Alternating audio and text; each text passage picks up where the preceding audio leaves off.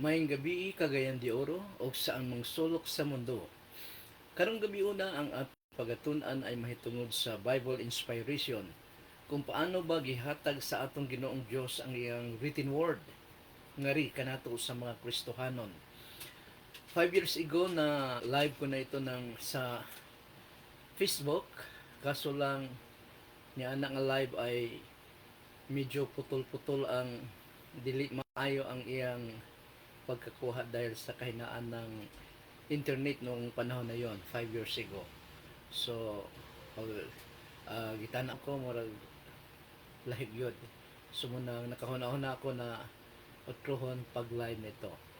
So Bible inspiration nga kung saan makita nato sa 2 Timothy chapter 3 verses 16 to 17. Nausab kini sa 2 Peter chapter 1 verse 21. So kini nga teaching, Kristyanismong teaching ay ang Bible inspiration ay isa kini sa major nga pagtulunan sa nga gitudlo sa ato sa pulong sa Ginoo.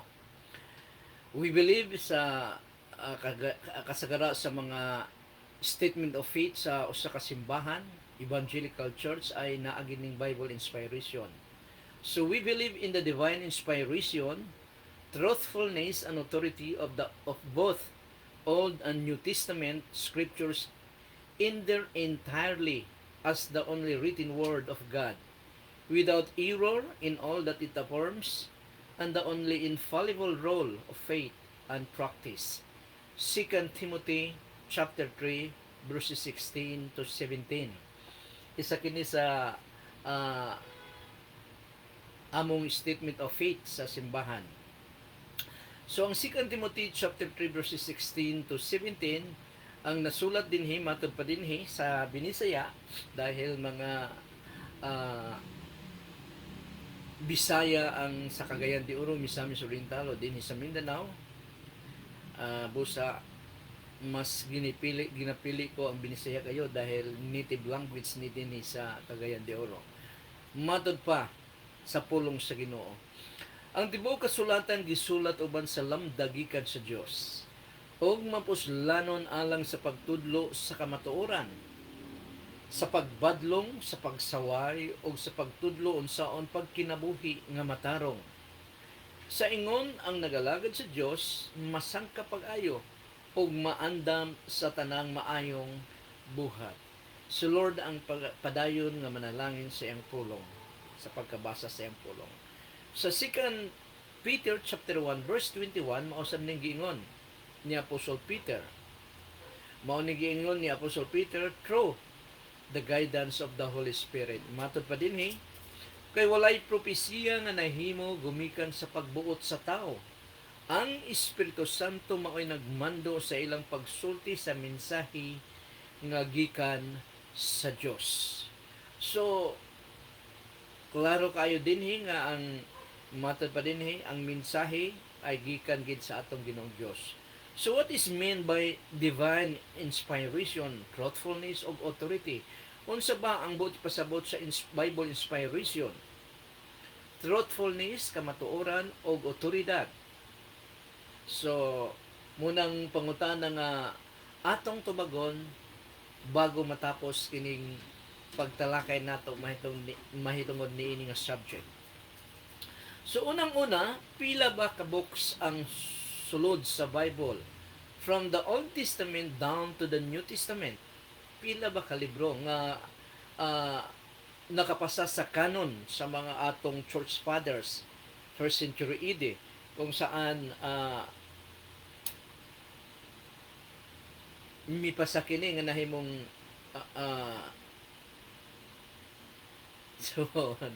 So, ang tubag niya na, dili lang kay 27 books, ay 66 ka books, 66 ka libro, 39 sa Old Testament, o 27 naman sa New Testament.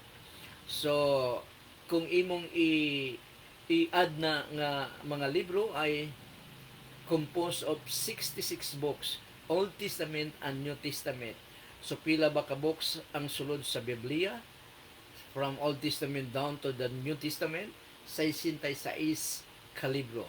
Ang Old Testament ay ang original nga sinulat kini sa Hebrew na nakasagol nga Aramaic, ug ang New Testament ay Greek ang pagsulat nini. Nganong Greek man?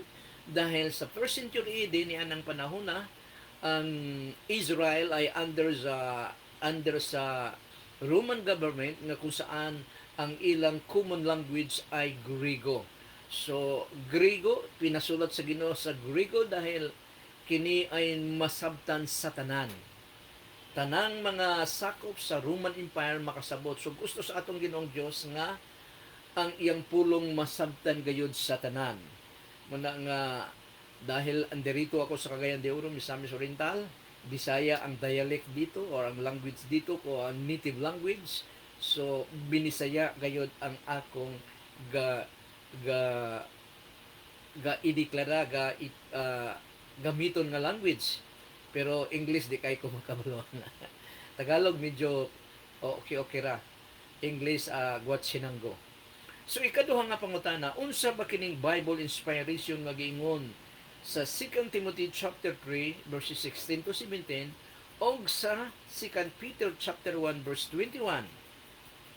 So kining Bible inspiration nagpasabot nga ang 66 ka libro sa Bible gikan sa Old Testament ngadto sa New Testament or from Genesis down to Revelation ay gigiyahan o gilamdagan sa Dios ang mga human author, ang mga tao nga nagsulat niini. Dahil wala ihulog, wala magbudget ang atong Ginoong Dios nga murag ihulog niya ang iyang written word para basa kini sa iyang katawhan, kung dili migamit siya og normal nga kaparaanan, migamit siya sa tao nga misulat niini, ngunit siya ang nag-supervise or nag-direct niini. Balikon ko ang 2 Timothy chapter 3 verse 16.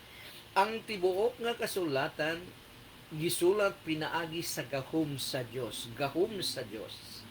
O mapuslanon tungod kay gisulat kini pinaagi sa gahom sa Dios, ang resulta niini mao kini mapuslanon kini sa pagtudlo sa kamatuoran, sa pagbadlong, sa pagtulid sa sayop o sa pagtudlo sa matarong nga pagkinabuhi. So muna ang Bible, muna ang Biblia, muna ang paglamdag sa atong Ginoong Dios nga mapuslanon kini sa mga tao nga mutudlo niini, nga pinili sa atong Ginoong Dios nga mga magtutudlo. Mao kana nga ang tibuok Biblia walay sayop gayod tungod sa lamdang o giya nga gibuhat sa atong Ginoong Dios o sa Espiritu Santo. Ikatulo nga pangutana, unsa ba ang hulagway sa paglamdag o paggiya sa Ginoo sa mga tao nga nagsulat sa Bible? Gigiyahan o gimanduan sila sa Espiritu Santo. Ang Espiritu Santo ang nag-supervise kanila, nag-direct kanila para walay mahimong sayop bisag tao lang ang misulat nini, pero infallible gayod ang nasulat nini tungod sa guidance, tungod sa giya ug sa lamdag sa gahom sa atong Ginoong Dios. Matod pa sa 2 Peter chapter 1 verse 21, balikan ko uli, ang gigikanan sa Word of God dili gikan sa kaugalingong kabubuton sa tao. O ang Espiritu Santo mao'y nagmando or nagiya kanila. Matod pa dinhi, kay walay propesiya nga nahimo gumikan sa pagbuot sa tao. Ang Espiritu Santo mao'y nagmando sa ilang pagsulti sa mensahe nga gikan sa Dios. Sa English ni ang 2 Peter chapter 1 verse 21, carried along by the Holy Spirit. Ang mga tao, human author nga nagsulat niini, original writer. Number 4, paano kung kining mga tawhana nga misulat sa pulong sa Ginoo wala mosunod sa pagmando sa Espiritu Santo? Paano na lang? Dahil normal sa usa ka tawo nga gahig ulo. So kung paano kung wala siya mosunod sa lamdag o sa giya, sa supervise sa Espiritu Santo? Kini dili mahimo dahil dili nila ma-resist ang pagmando o pag-supervise sa Espiritu Santo. Dili nila kaya i-resist ang gusto sa atong Ginoong Diyos. Muna nga ang word nga nagmando or carried along sa English sa 2 Peter chapter 1 verse 21. Sa original kini nga sinultian sa Greek, sa ilang pagsulat nini sa Greek word nga pinulungan ay phenomenon. Phenomenon. Diin gigamit kini ni Apostol Lucas, ni Dr. Lucas, ang writer sa Book of Acts, nga naghulagway sa usa ka barko nga gihampak-hampak sa balod na abutan sa bagyo didto sa taliwala sa dagat, og tungod kay dili naman kini makaya sa hangin, nagpaanod-anod na lang ang maong barko. So tan-aw nato ang kana nga insidente nga nahitabo sa Acts chapter 27 verses 14 to 15. Diin sila ni Apostol Paul naabtan og kusog nga bagyo. Matod pa dinhi, apan wala madugay, verse 14, apan wala madugay, mihuros gikan sa pulo ang kusog kaayong hangin nga gikan sa amihanang sidlakan. So kusog kayo daw. Mihuros gikan sa pulo o isla ang kusog kaayong hangin nga gikan sa amihanang sidlakan. Verse 15. Mihampak kini sa barko og sanglit dili naman namo masungsong o makaya sa hangin sa barko ang hangin, og sanglit dili naman namo masungsong ang hangin, nagpaanod-anod na lang kami. Sumauna ang hulagway sa tao, halimbawa si Apostol Paul, gisulat niya ang book of Epistles of Ephesians, gisulat niya. Ang pagmando sa kaniya sa Espiritu Santo ay dili gid niya makaya. Mao ni ang hulagway nga musunod lang siya sa mando sa Espiritu Santo sa pagpasulat kaniya ni ana nga sulat, dahil dili niya ma-resist ang gahom sa atong Ginoong Dios through the Holy Spirit. Balikon ko ang verse 15 ng Acts chapter 27. Mihampag kini sa barko og sanglit dili naman namo masungsong ang hangin, nagpaanod-anod na lang kami. Ang tao nga nagsulat, ang human author, halimbawa si Apostol Lucas nung gisulat niya ang Book of Acts, dili niya makaya ang gahom sa Espiritu Santo mo nang dili niya masulat ang iyang kaugalingong gusto, kung dili ang gusto lamang sa Espiritu Santo. Buot ipasabot, ang mga tao nga misulat sa pulong sa Ginoo gimanduan o gigiyahan sa Espiritu Santo, og dili sila makahimo sa ilang kaugalingong kabubuton sa pagdumili sa pagsulat sa gimando sa Espiritu sa atong Ginoong Dios, sa Espiritu Santo. Mauna ang hulagway. In short, ang inspiration mao ang pagsulat sa pulong sa Ginoo, diin ang mga sulugon sa Dios nga misulat niini gimanduan o gikontrol sa Dios para maiwasan ang pagkasayop sa ilang gisulat. So ang tawag niya na Bible inspiration, from Genesis down to Revelation, sa 66 books sa scripture sa atong Ginoong Dios nga anaa sa Biblia. Mao kana nga miingon ang Ginoo through Apostle Peter in 2 Peter chapter 1 verse 21, kay walay propesiya nga nahimo gumikan sa pagbuot sa tao. Ang Espiritu Santo mao'y nagmando sa ilang pagsulti o pagsulat sa mensahe nga gikan sa atong Ginoong Dios. Sumuna ang hulagway sa Bible inspiration. Hadi ay nagikan ang pulong sa Ginoo nga nasulat sa Bible, gikan mismo sa Espiritu Santo o sa atong Ginoong Dios, dahil ang Diyos ay ang Diyos ang pinaka hulagway sa atong Ginoong Dios. Iisang Dios nag-revealed, nagpadayag sa sa nagkalaing-laing tulo ka persona, three distinct person: ang Diyos Amahan, Diyos Anak nga si Jesus Christ, o Diyos Espiritu Santo.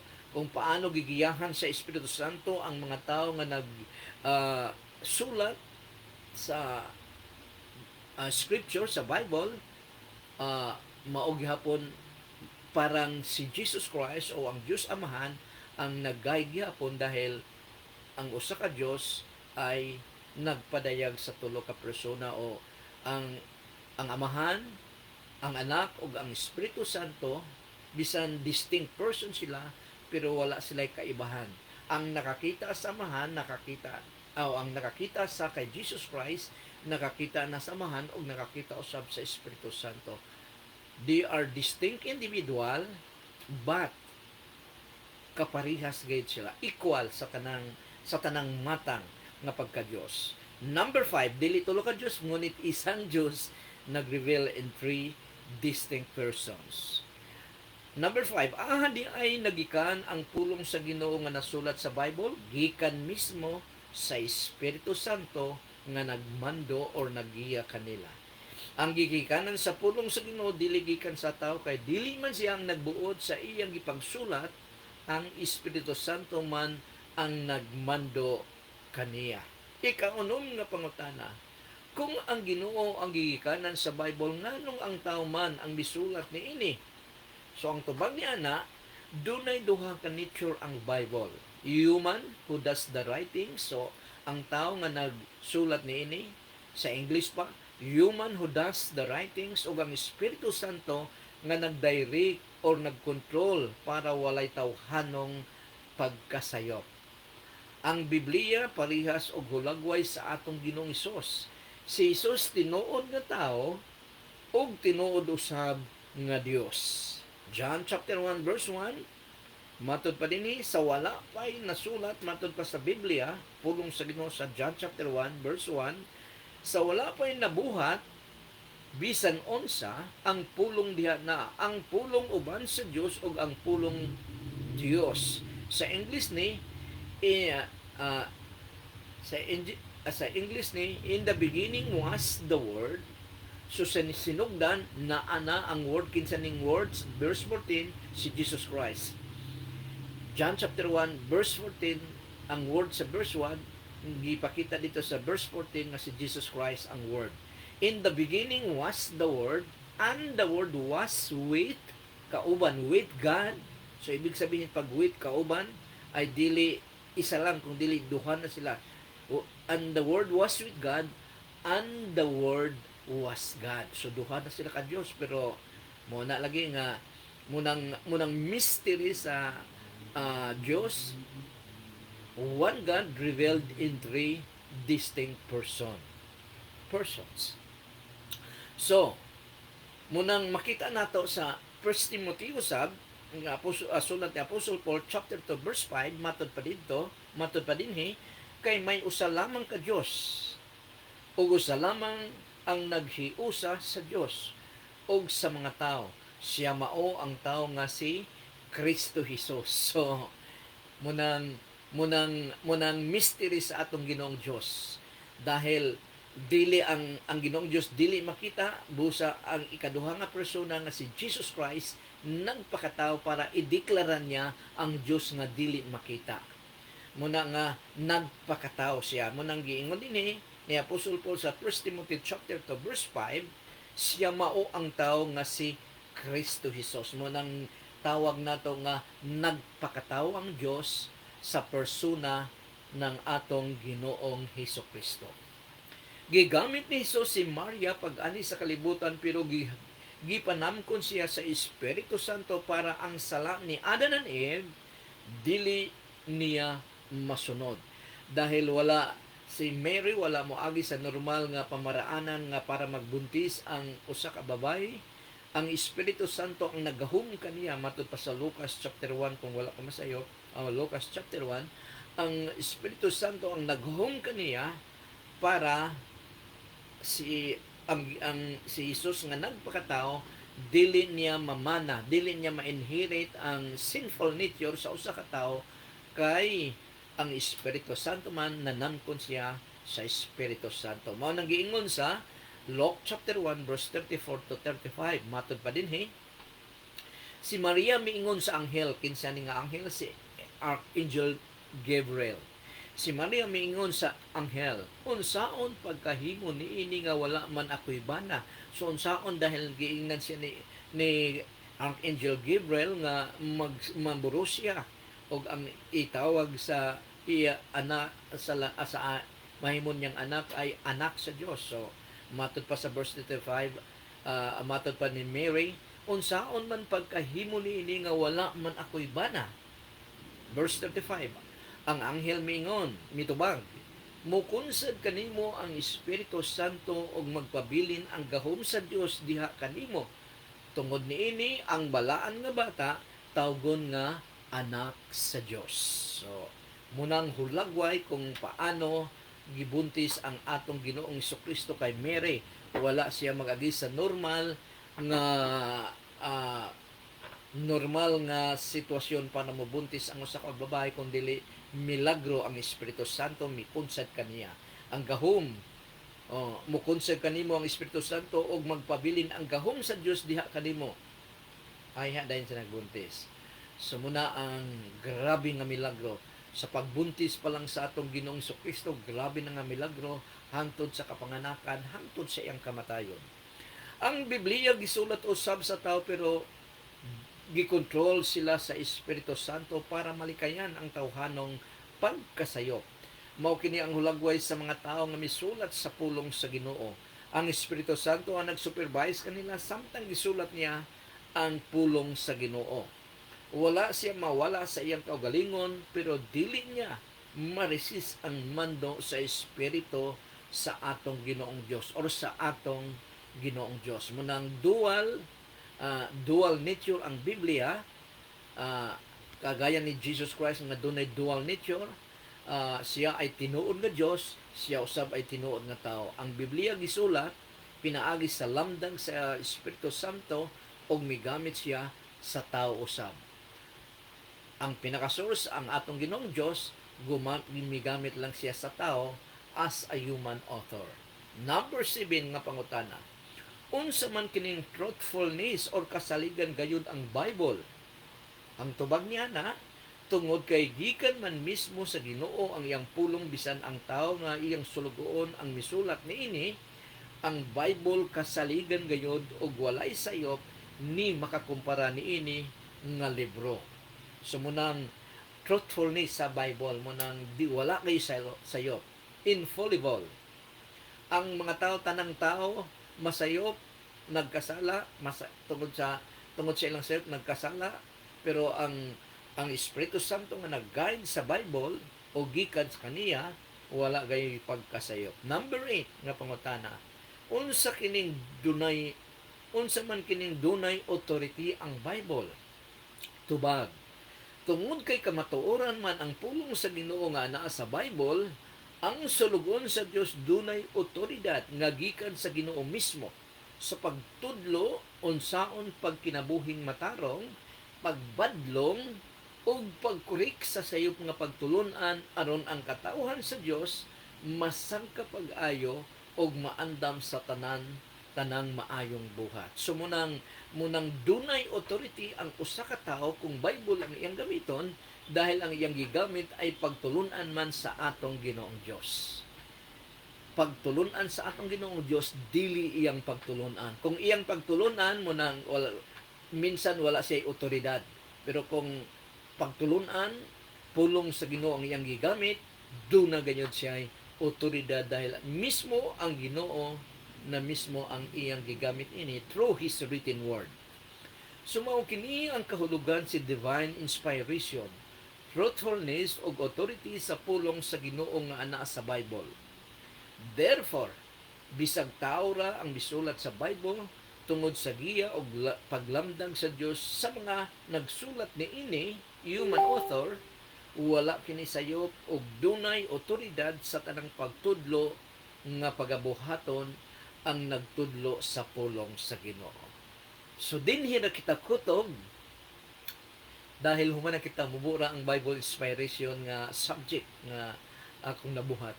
So sa tanan nga nagatan-aw niini nga pagtulunan, panalanginan kamo sa Ginoo. May the Lord bless you. May the Lord bless you and keep you. May the Lord make His face shine upon you and be gracious to you. May the Lord lift up His countenance upon you and give you peace. O ang tanang mga anak sa Diyos magaingong. Amen and amen and amen. Salamat sa Ginoo. Kadyot naman dahil ni 24 minutes lang. Ah, ni adtong una kong pagtudlo nini murang miabot yata og kalahating oras pero gi otro na ko ang kuan ayos kini nga teaching, so around 25 minutes lang. So daghang kaayong salamat sa nagatan-aw ug magtan-aw pa niini dito sa YouTube sa akong personal channel. Ang Ginoo ang manalangin kaninyong tanan. Maayong gabi ug bye-bye.